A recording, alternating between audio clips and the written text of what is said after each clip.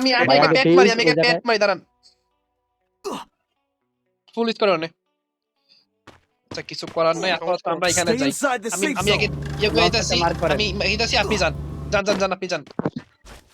pressure দেখলে আপনি ইয়ে মারবেন কোন আরে গাছে আরে নাম করে নিচে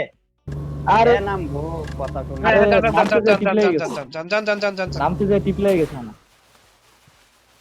আরে সাতন ভাই এটা কি হইলো কি হইতাছে বারবার এটা আরে আপনার লোক কি গ্লিচ আরে